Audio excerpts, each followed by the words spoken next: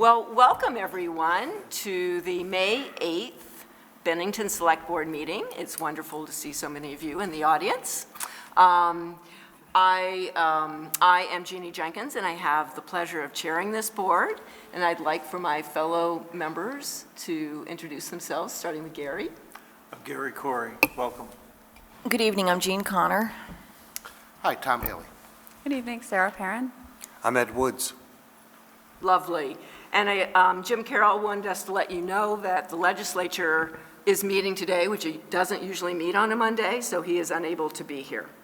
And I would like to also introduce our town manager, Stu Hurt. Thank you. Nancy Lively, who takes excellent minutes at every single meeting. She's not here. Yes, Jonah Spivak on the computer again, who is our lovely, lovely communication coordinator, and Josh Boucher, as always, filming this for Cat TV, which we very much appreciate.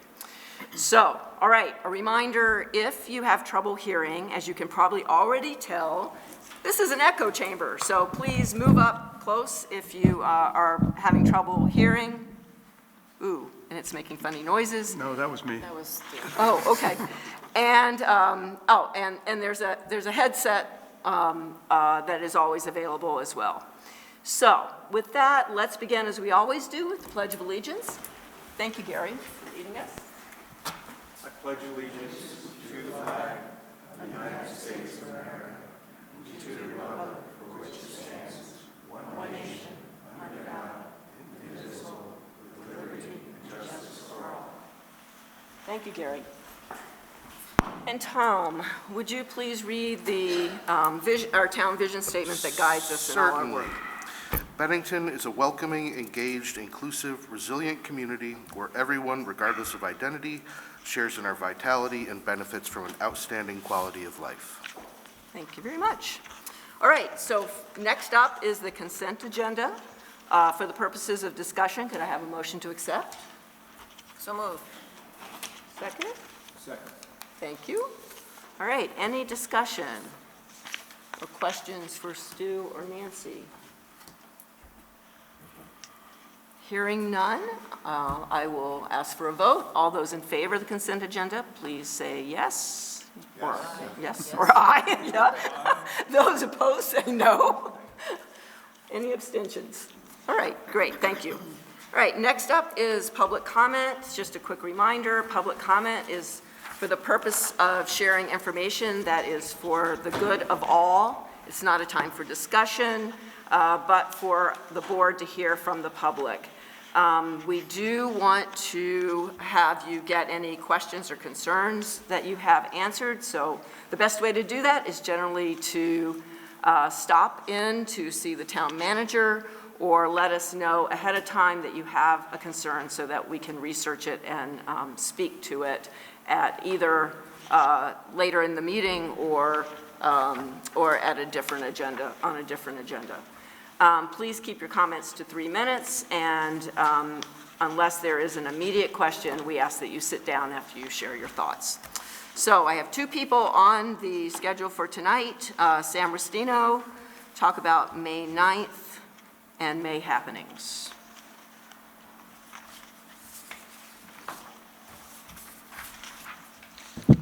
Sam Rustino, Bennington, Vermont. Unbeknownst to me, I learned of this day over the weekend through the banner. May 9th is Fentanyl Awareness Day. And I did a lot of legwork today as far as preparing a candlelight vigil at the Four Corners tomorrow night from 7:30 to 8:30. This is just to be awareness of the certain drastic drug that's not only in Bennington, but nationally known all around town. These are just for people that have lost loved ones or just make awareness of the fentanyl drug. You can bring candles, you can stand with me. If not, I'll be there from 7:30 to 8:30. Second note, as you know, with the select board meeting, there is a packet, and I find out that the town residents are not looking at the packet. There's a lot of vital information that citizens don't take time to read and they are directed to go on the website. Well, I got a feeling that some people don't know how to orchestrate the website. They don't bother asking questions, and they need to. I hope that in the near future, when something is discussed on the open meeting and it's in the packet, there'd be a little bit more discussion on it to bring up conversation with the general public. For instance, in this week's packet, there was about the YMCA, that great, we've got grants. And it was for the after-school program for coffee with on Wednesday mornings to cover that. It's from the state of Vermont. How much was the grant, for one thing, that we're covering for the program is my question. But if discussion has to take place, I'd like a little more of that in the forthcoming agendas. Another thing is we are not into brick and mortar anymore. We're into pop shops, so forth, with discussion that happened on the 28th up in Sunderland. Our community development director stated that it's very hard to open up a brick and mortar shop, so the next best thing is pop-up. So I guess that's into our vocabulary as a pop-up shop to go into our downtown. Sam, I just want to let you know you've got 30 seconds. Okay, I'll work on it. My dates in May, as you know, the 13th is Bennington Fire Department. We've got their open house right here.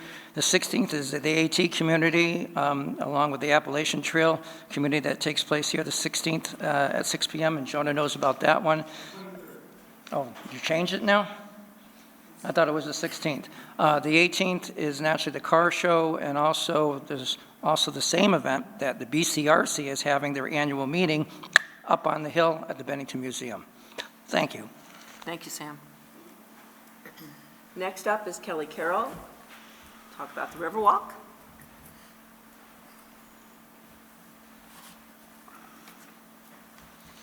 Hi, Kelly Carroll from Bennington. I just want to thank everybody who has helped support the Riverwalk for the last 2 years, and the Walloomsac Riverwalk group is coming out with a new program called the Unsung Hero Award. You're going to hear a lot more about it in the next month or so, but we're looking for people from the community to nominate unsung heroes. And these might be anybody that you know. It could be somebody who works in one of the bucket trucks that repaired the down power lines. Maybe it's a plow driver who's cleared the icy roads all night. Or an emergency room recovery coach who goes to the ER to connect with someone who's overdosed. Or maybe it's a hospice volunteer that you know. So if there's someone that you know in our community that does a lot, and just, you know, we just want to recognize and say thank you, keep that in mind. We're going to be putting it out to the community. There are little little cards that you can fill in to nominate. These will be at the walk. Our next walk is going to be Saturday, May 20th at 10 a.m. It starts at People's Park, and it's going to go right up the Riverwalk. And there will be a public news release, but the website is https://tinyurl.com/benhero. So if you know anybody that you can think of, please nominate them, and let's recognize our unsung heroes. And again, thank you to everybody who has supported the Riverwalk in the past and who will continue to do so. And we hope to see you Saturday, May 20th, 10 a.m., People's Park. Thank you so much. Thank you very much, Kelly. All right, moving right along. Staff updates. Yes.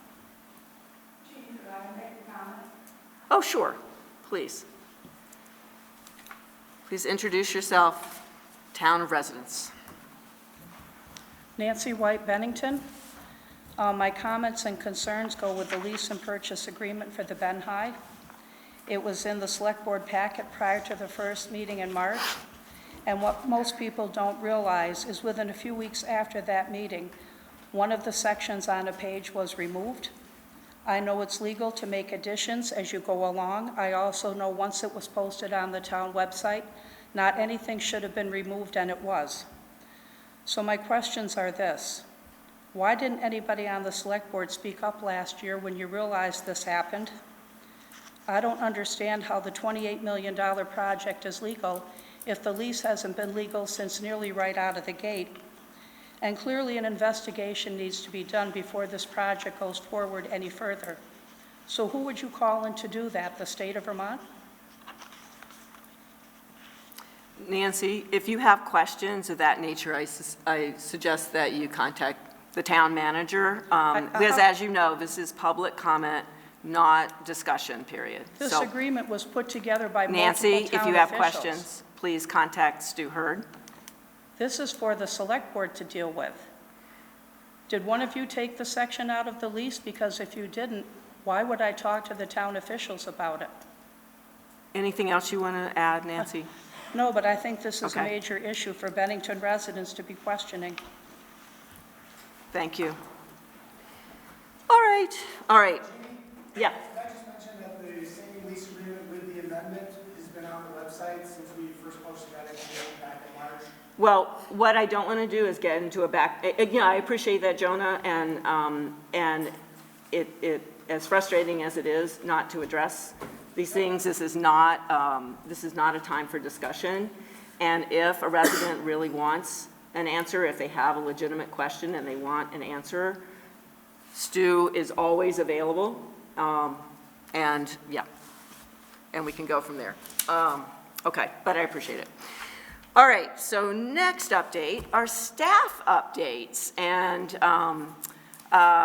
we have with us a new staff member who we want to introduce to both the select board and the community tonight. So Stu, I'm going to turn this over to you to talk about our new IT director. Yes, our informational technology director, Nick Cave, joined us not too long ago and has been working very diligently to bring a lot of the PD technological stuff up to date and online, and he's been very successful there. And Nick, why don't you Come on walk up to the down. microphone and tell us a little bit about yourself and just how much you enjoy working for the town of Bennington. No pressure. Good evening, how are you? So my name is Nick Cave. I started on April 3rd, and it was no secret that one of my big projects was the police department. So we've managed to, we're coming to the tail end of deploying the new computers that they had purchased in October of last year. And so we have the final one for the analyst position to deploy, and then later this week we're also going to finish the installation of their smart board for their conference room for training purposes. So there's a lot of other infrastructure things that need to happen at the police department, but the first thing was to get their old equipment swapped with their new equipment.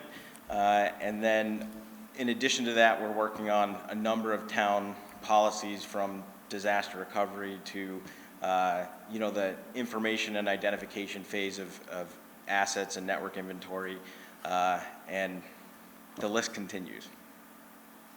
That's great. We are so happy you have joined us. This is a new position for the town, and one that we've desperately needed, so we're very happy. Well, I'm very happy to be here. Yeah. Any questions from the board, or? Yeah. What's your next project once you're finished with the police department? So we have a couple things in progress right now. We're in the process of switching carriers for our internet backbone from First Light to Consolidated. And so that's going to be, most of the legwork's been done for that. It's just the physical connection swap over. And then as part of our framework for cybersecurity, the first step is really identification of all devices that are within the town network. So that's from anything from computers to switches to access points to routers, firewalls, you name it. And along with that process is also establishing when that equipment goes obsolete, and not so much from a functionality standpoint, but from a security patch standpoint. So the manufacturers announce end of sale, and then anywhere from 2 to 5 years later, they'll stop supporting it entirely. So that's sort of been woven amongst everything. Another big priority is we've started pushing out a training program for the staff, and that's it was endorsed through the league, and we actually got reimbursed for 2 out of the 3 year subscription. So the town paid for 1 year, The league reimburses us for 2. And that's a platform where we can push out security policies, we can do surveys, and it gives us a baseline foundation as to what the knowledge level of the staff is when it comes to where do you go for security policies, who do you communicate when there are issues, what are best practices, and so that's really more of a people interfacing tool to reach all town employees. Wow. Sounds like a big job. That's great. Would you entertain questions from the community, if there are some? Anyone have a question for Nick? No? I can't tell you why your iPhone doesn't work. Darn it. All right, well, thank you so much. It's really wonderful that you've joined town staff. I'm happy to be here. Thank you, Nick. Great. Welcome. Thank you. All right, and then next up is Shannon Barsati, who's going to talk to us about the revolving loan programs, which we've had some questions about from the community, and so this is an opportunity to Great. Well, good clarify. evening, everyone. Let me get closer to the mic here. So since we'll be discussing a new policy for the loan program, I wanted to give an overview and an update on the Bennington revolving loan program as well as the townwide housing loan program, which are part of the same fund. So the origin of these funds this fund was created in the 1970s with remaining funds from grants that were granted to the town from the Federal Department of Housing and Urban Development, otherwise known as HUD, that the town received for infrastructure projects and housing rehabilitations. So the purpose of the revolving loan fund is to encourage business growth and job growth within the community, particularly in our designated downtown, and to aid in the rehabilitation of historic downtown structures and in the expansion, construction, and equipment needs for local businesses that were finding it difficult to acquire the necessary funding through the bank. The objectives of the program are to enhance the commercial vitality of the community, to renew and enhance the architectural integrity throughout the town, to enhance employment opportunities, and improve the environment in the community and encourage responsible growth in the community. So the eligibility of the program for the revolving loan program is any for-profit or non-profit corporation, partnership, or proprietorship located in the town of Bennington. It must be a small business, so meeting the Small Business Administration requirements of less than $6 million, with an average profit after taxes during the last 2 years less than $2 million.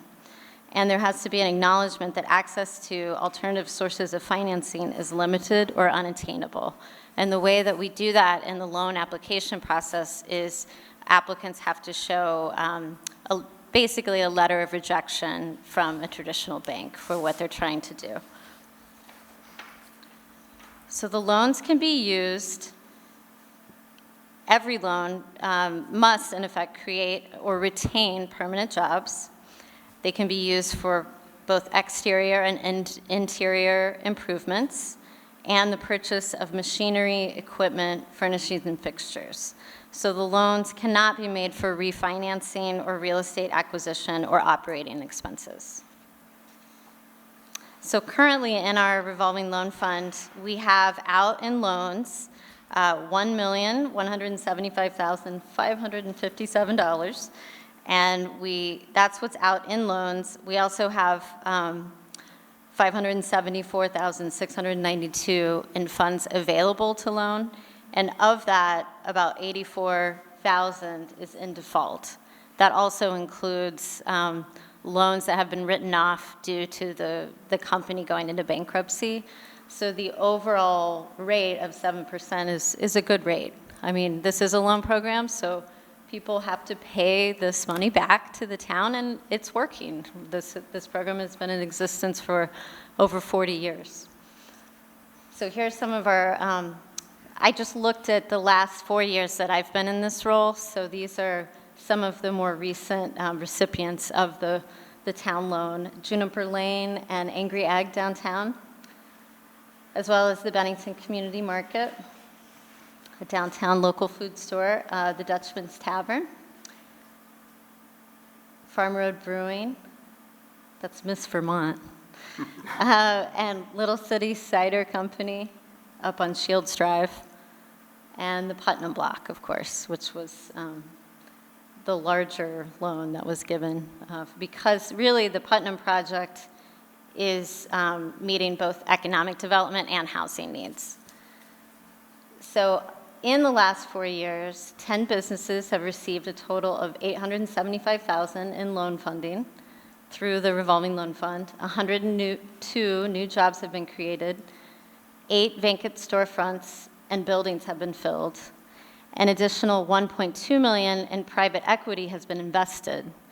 So that is, those individual businesses have put that much of their own finances into the projects in addition to the loans.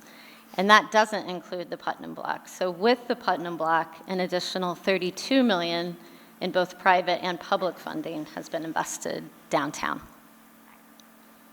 So that's a quick overview of the revolving loan fund, which is really about small business development.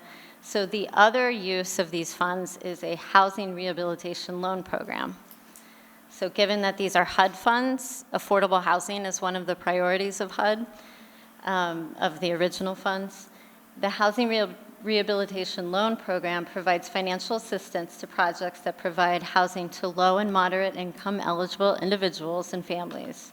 So that's also known as LMI, low to moderate income, and that's defined as earning 80% or below the median income for the county. So that's around $50,000 in Bennington. The objectives of the program are to encourage landlords to reinvest in their housing units to ensure the safety and quality of life for their tenants, to make energy efficient upgrades, to minimize blight and deterioration, to protect and improve the neighborhood environment, to reduce fire and safety hazards, and to utilize existing housing stock through the rehabilitation as an alternative to new construction.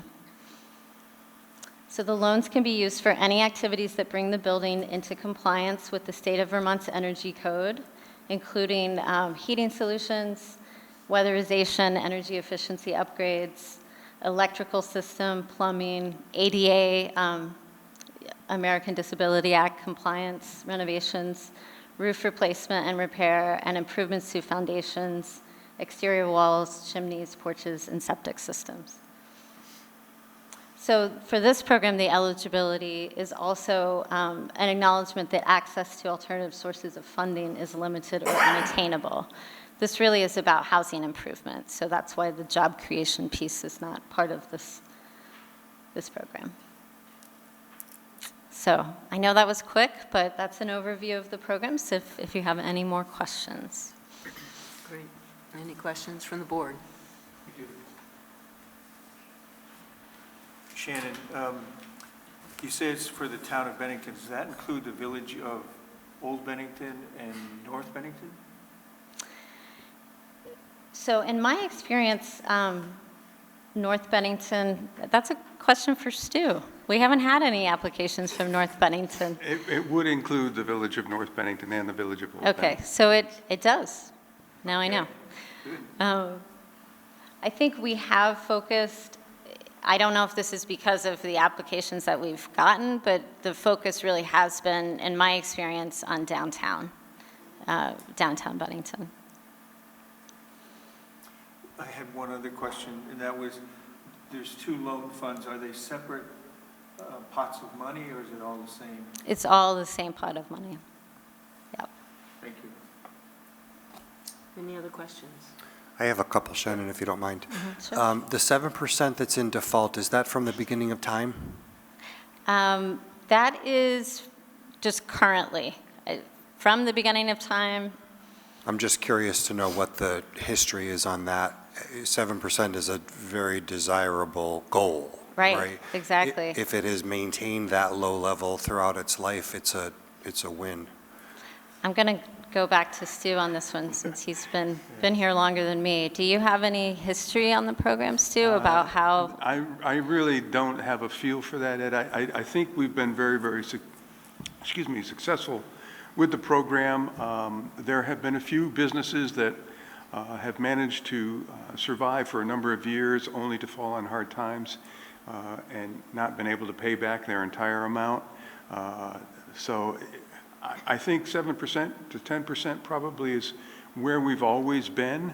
I think we are somewhat careful about who we, even though these programs are supposed to be risky, we're very, very careful about the risk we take. I think that's a terrific statistic. My next question is related to the requirement that other sources of funding be unattainable, unreasonable, that sort of thing. My question is sort of personal in nature. I had some experience with the program a number of years ago, many years ago, where we thought it made sense for a business that my wife and I own.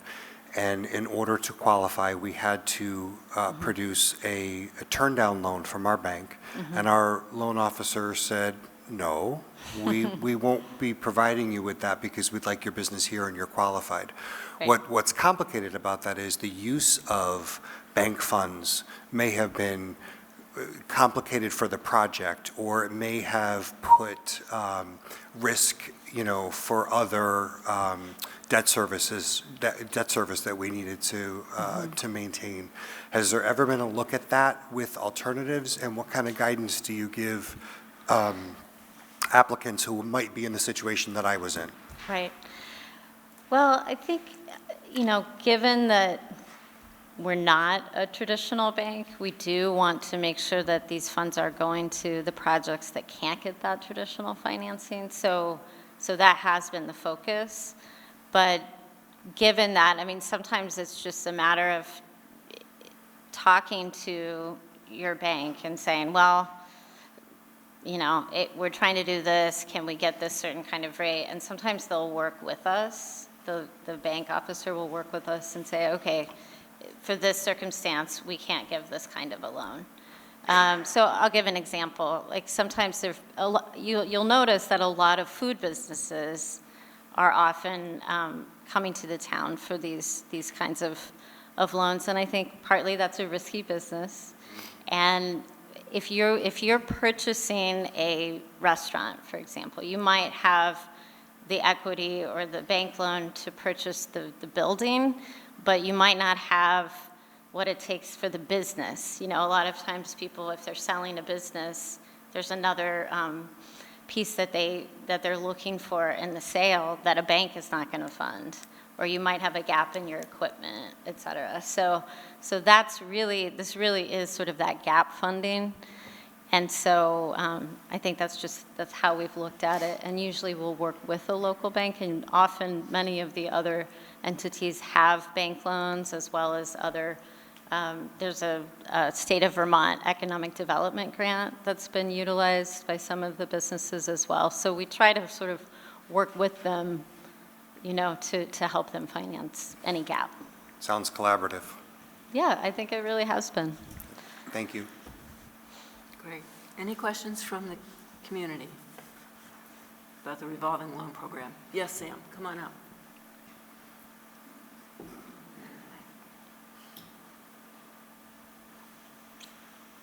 Sam Racino, Bennington, Vermont. I did read a Bennington article back in the year 2013 where the town of Bennington did go after a certain business that didn't pay a revolving loan. Are we still pursuing other businesses, or are we just going to say, throw your hands up and saying, kick it off to the side?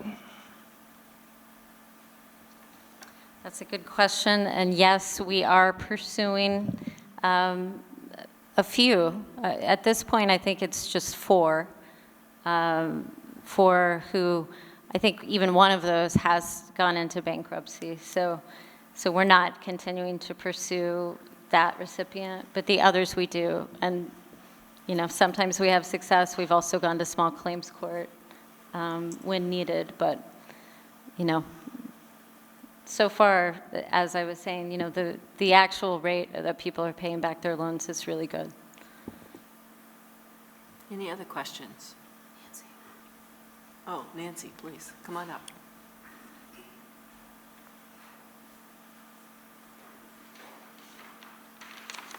I have minutes from a select board meeting from November of 1999, and there is a long, detailed history about the loan policy, over 3.5 pages of minutes.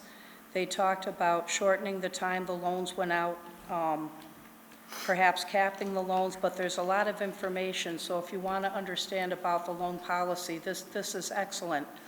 My question is, I couldn't find the policy in the select board packet or on the town website. Do we have a policy right now? They're actually not policies, Nancy, they're loan programs, and they would be available through Shannon's office. Okay, but if you want information, this is what you should look at, and I think it would be helpful for the public to know how long the loans are good for, and now in here it says you can't commingle the loans. Did you say that you can? The loans and the housing policy. So Nancy, you need to step back if you want Shannon to Okay. respond. But if you want information, these are the minutes you should look at for information. Well, I'm impressed, Nancy, that you've dug deep there. You said it's 1999? Okay. 24 years ago. Yeah, so that It's a long was time. before my time here, and I haven't looked at that, but as far as the most of the material here that I just presented is in the applications and the descriptions of both programs, and they are up on the town website.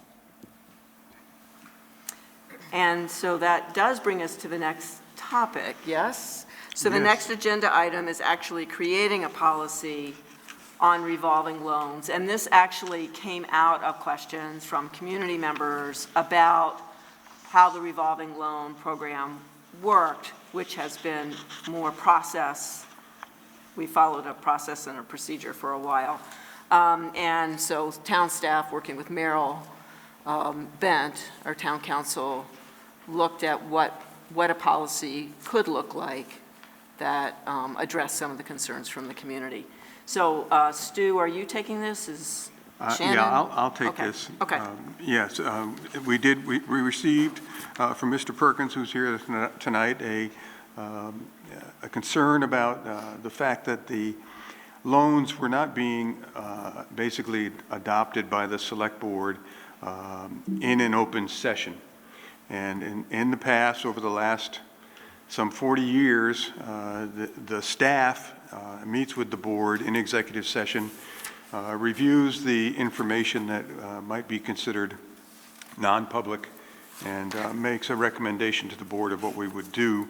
The board, by consensus, allows the staff to make those loans. After talking with council, we all came to the agreement that, in fact, with the revolving loan program, the way the document is written, the select board should actually be taking a position in open session on those loans after an executive session. If the information that is desired through a public records request, the information in the applications can be released, albeit redacted, to avoid privacy concerns. So this policy then takes and puts into language how we will approve the town loans. And townwide housing loan program, those would be approved by the manager before a loan is granted. Those generally are smaller loans. As Shannon has laid out for everyone, they are for improvements to housing stock and create better living conditions for the community folks. The second program is the larger program. The loans tend to be larger in nature. The select board is allowed to waive minimum standards in the loan program, and we have loaned monies up to $250,000 to $300,000 on major projects.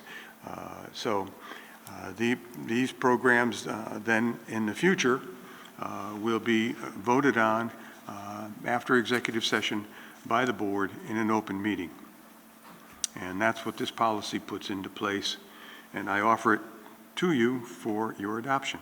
Thank you. And so my understanding was that the select board either needed to be out of the process or in the process. You couldn't have a foot in both worlds, which is sort of what we were doing on the Essentially, revolving loan. yes. But if you do look at the loan documents, when they were drafted, I think the intent was more of a board-related action, even though over time, board members have really stepped back and allowed the staff to run the programs. Albeit I think we've been very successful, but I think this is a valid concern and one we should address. Yeah. And so this policy would mean that we would continue the process of not being involved in any of the townwide housing loans. We That would is not correct. be involved in that program and be very much involved in the Bennington revolving loan program. That's correct. Okay. And that we need to do two things. One, we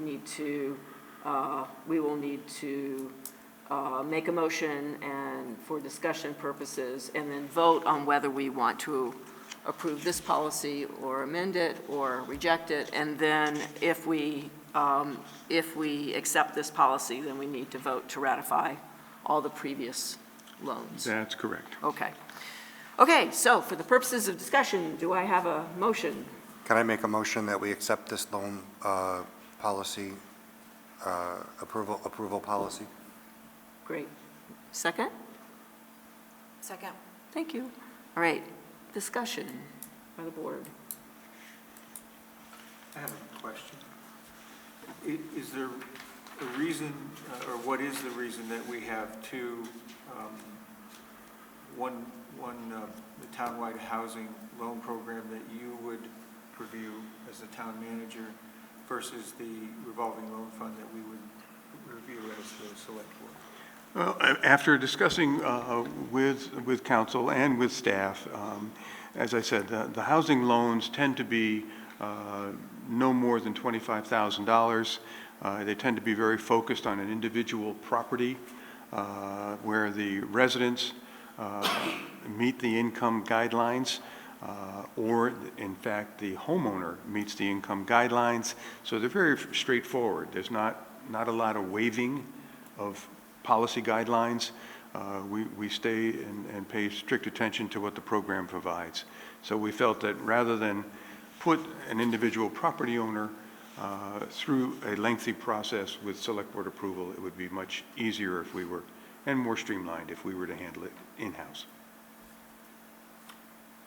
Just to follow up, is there a limit that's set on the townwide housing loan program, or? 25,000, I believe, is the maximum available per unit. Okay.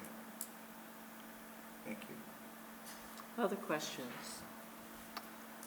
Yeah, when was the last loan given out for a townwide housing loan?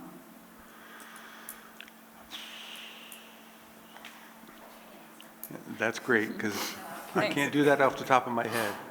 Yeah, we haven't had that many, actually. The last one was I can't remember if it was the end of 2019 or the beginning of 2020. I think it was pre-COVID for the Manus House. That is like an assisted living facility on Union Street. What was the name of the property? The Manus House, yeah. It's a historic house as well. So it's been quite some time then, okay. And that was It's been around 3 years? Yeah, it's been Yeah. 3 years. So that was the max, 25,000? Yes. Okay. Thank you. Any other questions? No? Any questions from the audience? No? Okay, so shall we vote on acceptance of this policy? All those in favor of accepting the policy as written, please say aye. Aye. Any opposed? Any abstentions? Seeing none? Great. Okay, policy passes. So this will go on the website. I'm sure Jonah's on that. Great. And so now we need a motion to ratify all previous loans that have been made. Is that accurate? That Are we is going accurate. back to the beginning of time? We are going back to the beginning of time. Who wants to make that motion?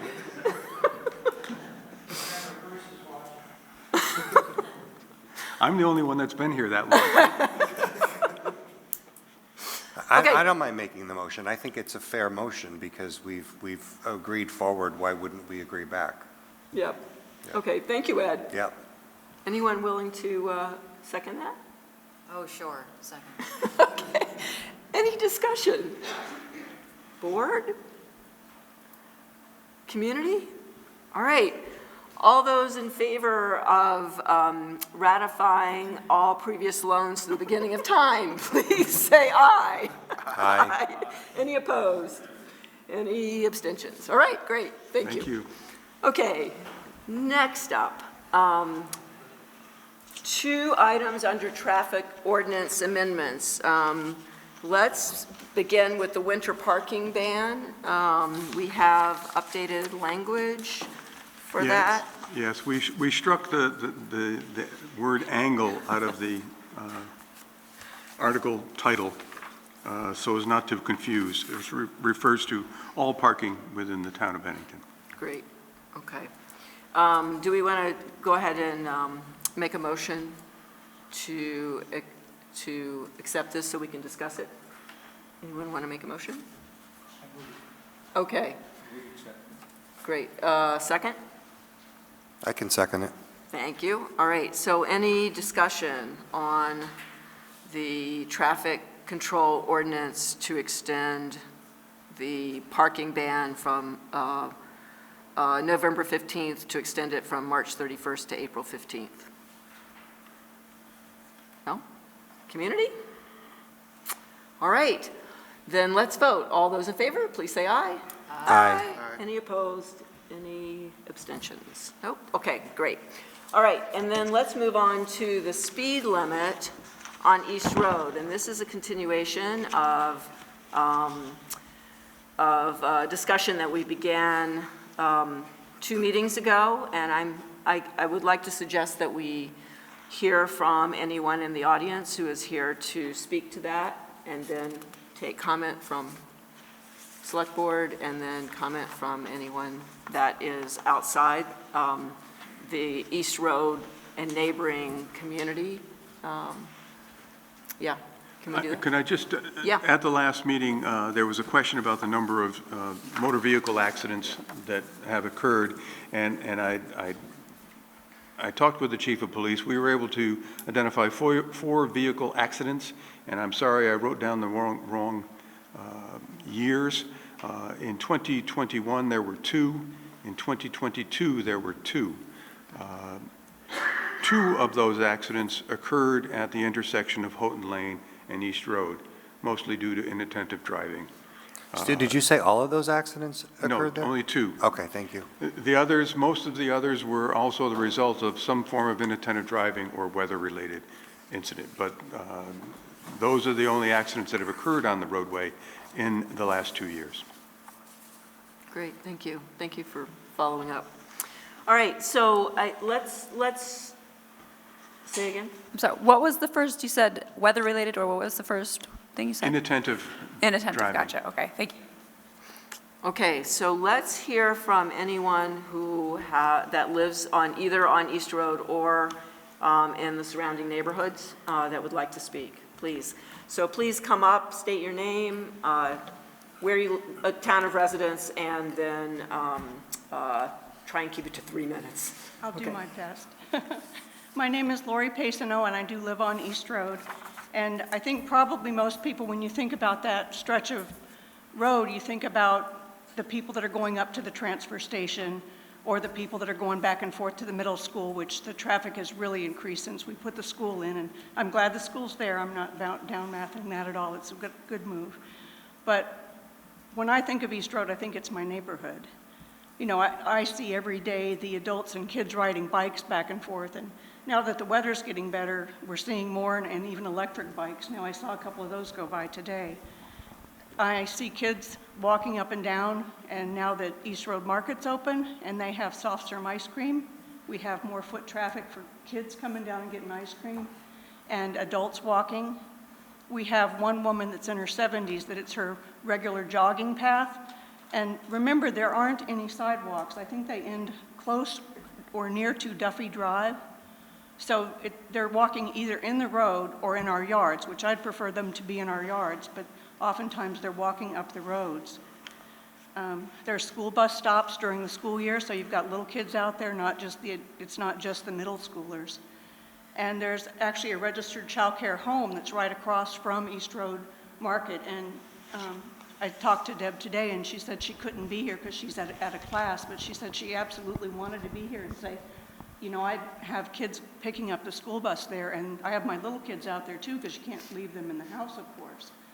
So I would really ask you to reconsider increasing the speed limit along there, because it is my neighborhood, and I don't want people to be going faster than they are now. They fly down East Road. The speed limit right now is 35, and I would take a gander that most people go 40. And oftentimes they go a whole lot faster than that. I mean, they're flying down that road. And with our decreased police staff right now, I would love it if somebody could just park up there on Willow Road and, you know, we could.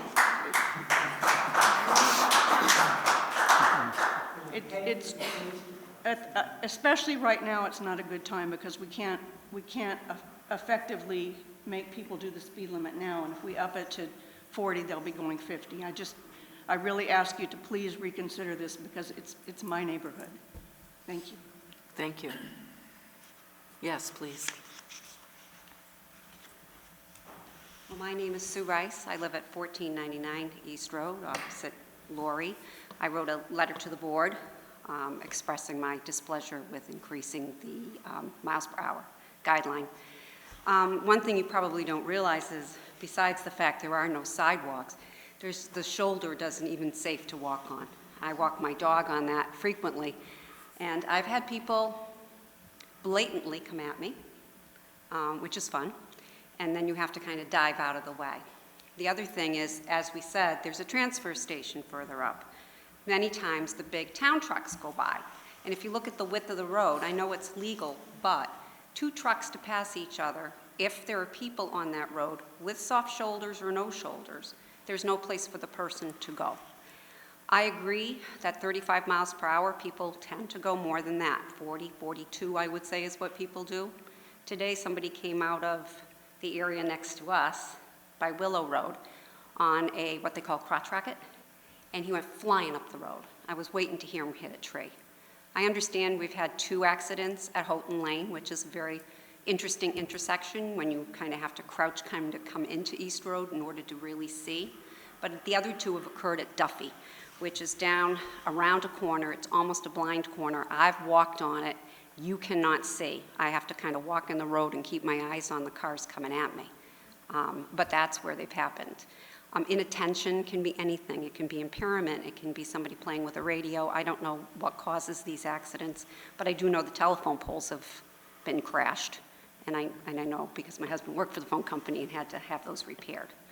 Again, there are no sidewalks other than up to Duffy, and then from Duffy onto Town Line Road, you are walking on a road that has no place that's safe for walkers. And we are a family area, and I just want to express the safety issues and concerns that we all have. Thank you very much.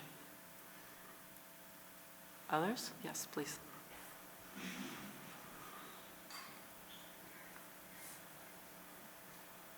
My name is Mike Baker. I think at the last meeting I saw on Cat TV, thanks Cat TV, that you tabled this to have further discussions as to the advantages and disadvantages of raising the speed. I was wondering if anything came of that. I think the only information that came back was the accident information. Yeah. I mean, you know, basically, Mike, the recommendation is based on a traffic standard that indicates that if the average speed of traffic is, in this case, 42 miles an hour, that really should dictate what the speed limit is, not necessarily what people might desire it to be, especially on high-traveled roads that run between communities, and East Road is one of those. So there, I mean, it's a planning document. It's a VTrans proposal that we looked at, working with the Bennington County Regional Commission Their recommendation, and you folks don't have this, the select board had some of the information. The average speed is 42 miles an hour in the time frame in which they studied it, which was back in November of 2022. The highest rate of speed clocked at 76 miles an hour, so you folks aren't too far off when you talk about people speeding, and the slowest speed was 7 miles an hour. And I can't imagine who that was, but nonetheless, it took them a while to get up the East Road. So, I mean, I don't know that there are advantages or disadvantages to it. It's really a way of looking at the speed limits to define what the road can logically handle and what people can logically drive. And if most people are driving at 40 miles an hour, is it fair to set the speed limit at 35? That's the question. I don't know that there's an advantage or a disadvantage. So let's look backwards and say, okay, if they're going to drive 7 miles over the speed limit, why don't we drop it back to 30? Can you speak directly into the mic, Mike? Can you speak directly into the mic? Because So if they're already speeding, why don't we take it back to 30 and then they'll drive 35? Right? Right? Well, part of my concern, one of my thoughts was, if it was a matter of making it quicker for people to get up East Road, okay? I clocked it, and it's going to save about 30 seconds from Kosher Drive to Houghton Lane. We have a 25-mile-an-hour speed limit at the school anyway, that when you're going through the school zone. So, you know, the question is, it's with the park there and everything that's going on. There's people across from my house. I paced it off before I came down. We're 12 feet between the edge of the road and the sidewalk where all the middle school kids walk.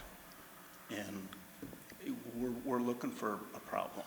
So that's it. Thank you. Thank you. Anyone else like to speak? Yes, please.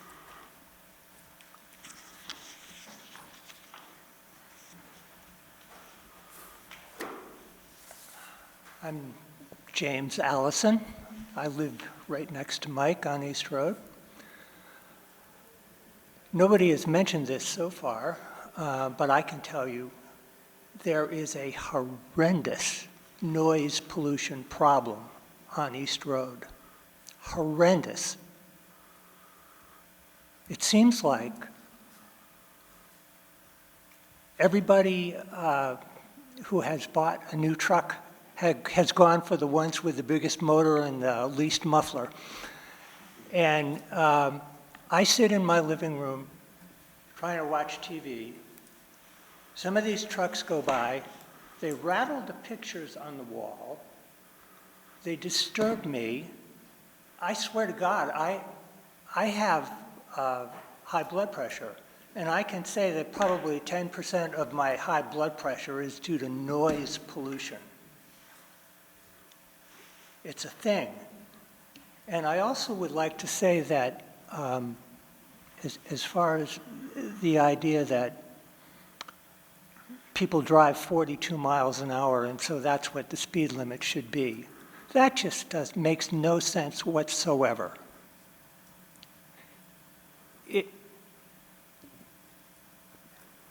If it makes the road less safe, what if people were driving 50 miles an hour?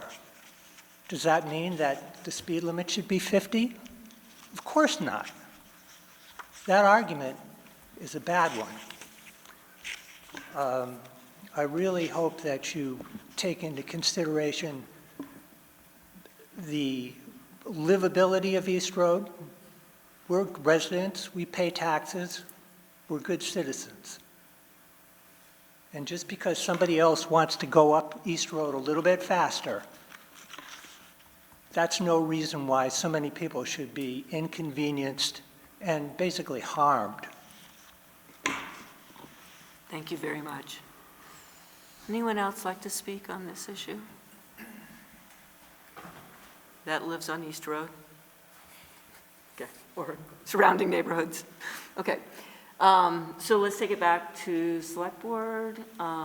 Any other thoughts from us or things you want to share before we go back out to If I can just General make a comment, if I could. Sure, absolutely.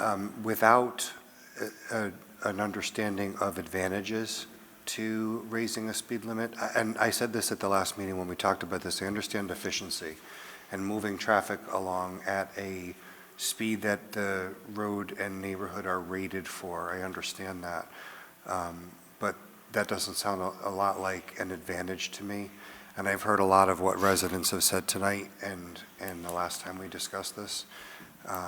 And East Road is a neighborhood, even though it is a thoroughfare to get from one side of town to the other. It is a neighborhood, and I think we have to respect that. So with the absence of a tangible advantage, I'm not sure why we would do this. Okay. Yeah, go ahead. Yeah, I would tend to agree with that on that. And another thing that occurs is we've just put some money into restructuring the playgrounds at Willow Park. We're hoping to see higher traffic there. And I just don't see how 5 miles an hour could make that big a difference to anybody that's going up and down this road. It just doesn't make any sense to me. I don't know exactly where the study was taken, where on East Road they actually gathered this data.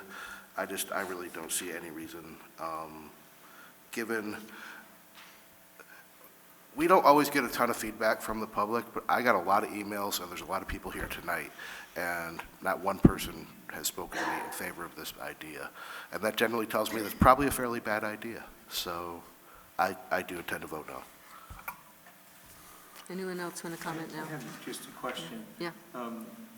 Was the study that was done on East Road, was that requested by someone, or does PCRC do that for all of our roads?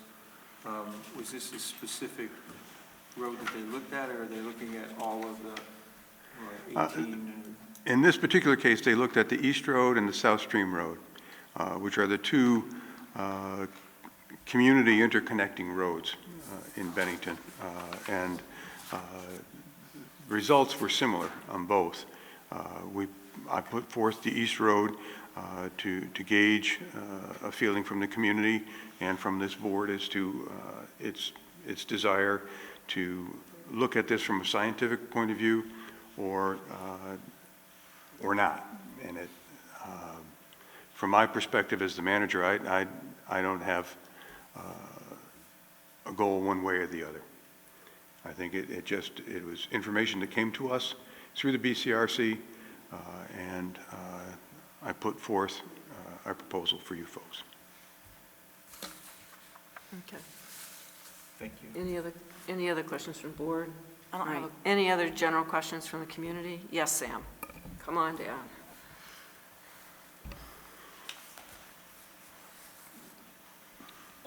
Sam Roscino, Bennington, Vermont. Since South Stream Road was brought up, which I live close by, I live in the desert area, the section to be raised to 35, I can't think of the numerous times by the fish hatchery how that telephone pole has been hit.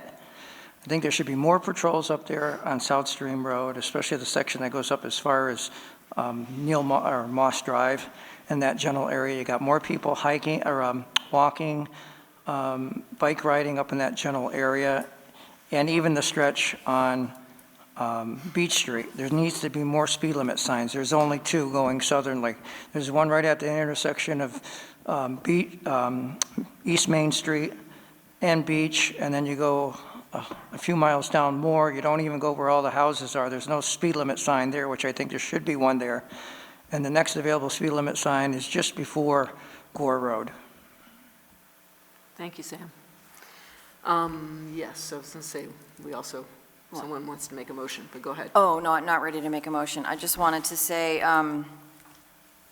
that at the same time we're talking about raising the speed limit on a road where there are many, many homes and many, many children, we're also encouraging people to ride bikes more and getting outside and getting more exercise. And the two are diametrically opposed. So it's really the lack of sidewalks that is most compelling. It's the most compelling argument.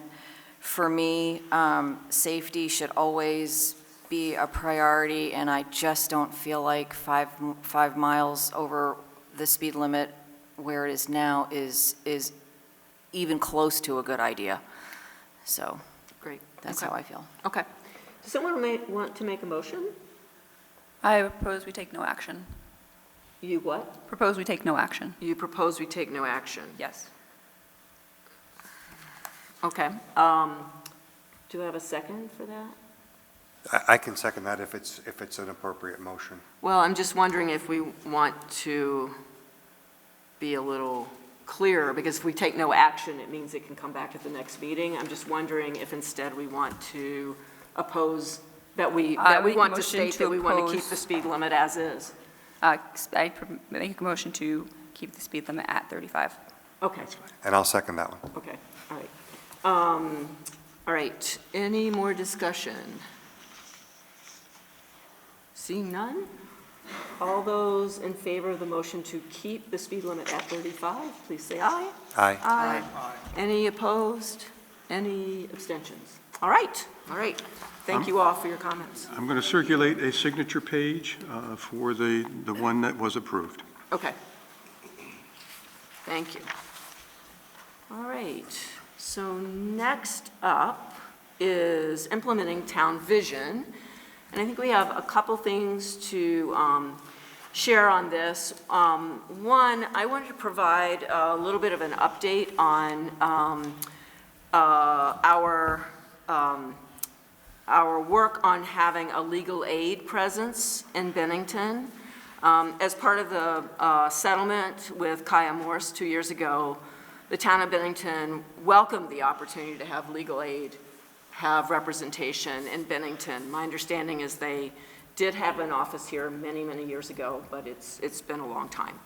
So we initiated outreach to legal aid 2 years ago, and actually with the help of a legal aid board member who lives in this area, we were introduced to Deputy Director David Kinzinger, who we have been working with. David is out of the Burlington office and has graciously come down here several times and helped us think through office space. We have looked at town office space, including the town office, the senior center, the rec center. You know, there are other buildings that are really not appropriate for a legal aid office, either because of where they're placed or what kinds of offices they are. And we did determine that there was space in the blacksmith building, which is the old blacksmith shop, which is where the BBC is housed, the Better Bennington Corporation. They have a front office that was ADA compliant. Access was good there. We added parking spaces so that there was space there. We looked at the need for conference rooms, and there is a conference room upstairs in the BBC, but there are also 2 conference rooms at the town office, which is next door. We looked at accessibility moving from BBC to the town office, and all of that worked. Southwest Tech was a great help through John Lamson, who made sure that they had, legal aid would have a table, chair, and file cabinet. We thought we were all set last November, and sort of embarrassingly, I learned 2 weeks ago that legal aid had not started any services down here, even though I assumed that they had. So I did reach back out to David and to find out what they needed that we didn't have yet. And legal aid would really like to have a larger presence in Bennington. They're very happy to have office space and to see clients, but they would also like to think about what additional services they could have. And to that end, David sent me an email, which I'm going to read excerpts from with his okay, that they've partnered with Southwest Tech and Bennington College to try and get some congressional funding to start a clinic down here, but that funding was unsuccessful. They just set up a meeting and just had a meeting with NAACP to talk about how they might best serve BIPOC community in Bennington area. They're developing an expungement clinic which helps individuals expunge some criminal records. They're doing that in Brattleboro, and they're thinking maybe they could do that model in Bennington.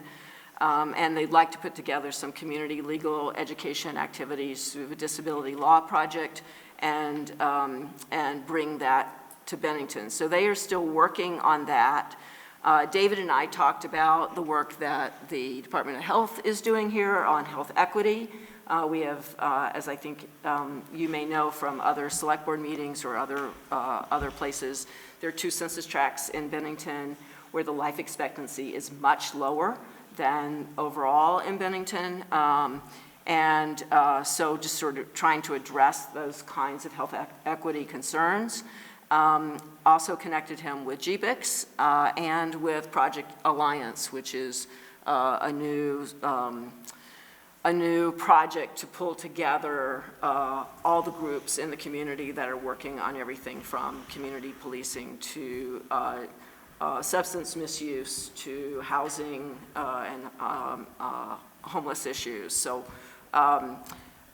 we're waiting to hear back from David, but I think he is very aware that we are anxious to have legal aid services in the community and that it would serve our community well. So just wanted to give that update, and I guess my apologies for not realizing that they were not yet serving our community. So that's that. And then I think CPARB? Can I ask a question? Oh, sure. So what you're saying that they want to wait until they're ready to kind of launch this more comprehensive presence in the community before they start to? Correct. Okay, thank you. Yeah. CPARB? Yeah, actually, I'd just like to turn it over to our CPARB chair, Kelly Carroll. Thanks.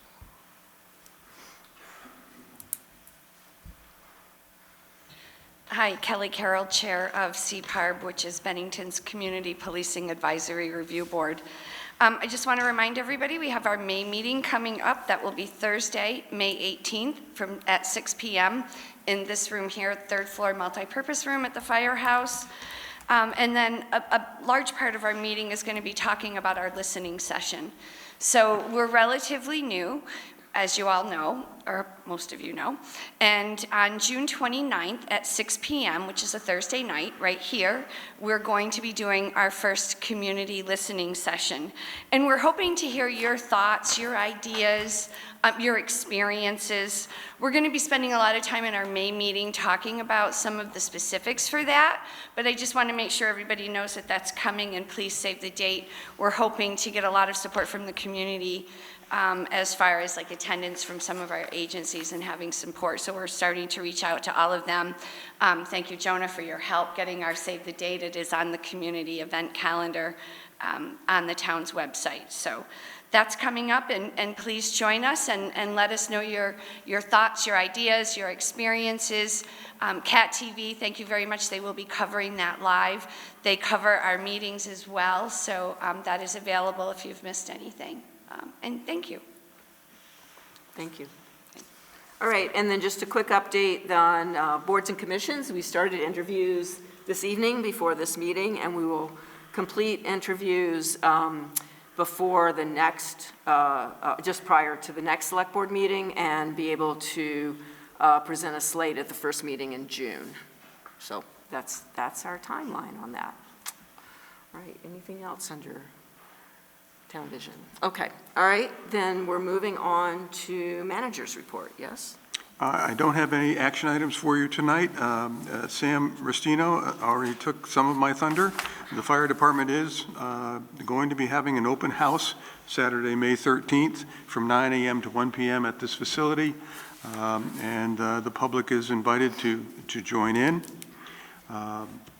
The Willow Park Playground continues. I know my last update 2 weeks ago was somewhat dire. Found out the following day that things were all of a sudden moving very quickly. We now have contractors scheduled to be on site May 15th and 16th with an eye to at least attempting to finish up most of the work that remains.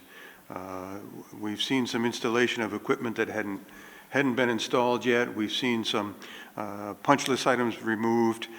So they are involved, and they're moving quickly to bring the park to fruition. It is open to the public and open for use. So it is safe to use. We just have a few things to finish up and make it what we think will be a wonderful addition to the community. And then the last thing I have is we have received our proposed contract for the 2023 fireworks, which will take place July 4th. We have a rain date of July 8th, which is the following Saturday. Fireworks generally go off about 9:30, and we'll be pushing out our usual fundraising efforts into the community to help us with that expense. This year, the contract calls for a shoot that will cost us $15,300, and one of the best in the county and in the region. Absolutely. And that's all I have. Great. It's a happy note. All right. All right, so let's see. Upcoming agendas for May 22nd. The Rescue Squad has a... There's proclamation for the Rescue Squad. I believe the Ben High folks will be coming back for some additional effort with the Select Board. And we also will have V-Trans coming back with the 3 roundabouts proposal. They have been doing their due diligence and work, and so we'll have an update from them as to where they are in those particular projects. And I think that's all I've got right off the top of my head. Okay, that sounds good. All right, so let's see, other matters arising. I don't have any. I just want to thank the people from East Road to come in here and voice your opinion and know that it makes a difference. Thank you. I just want to congratulate Dan Monks and all the other people that worked on the rail trail for 30 years.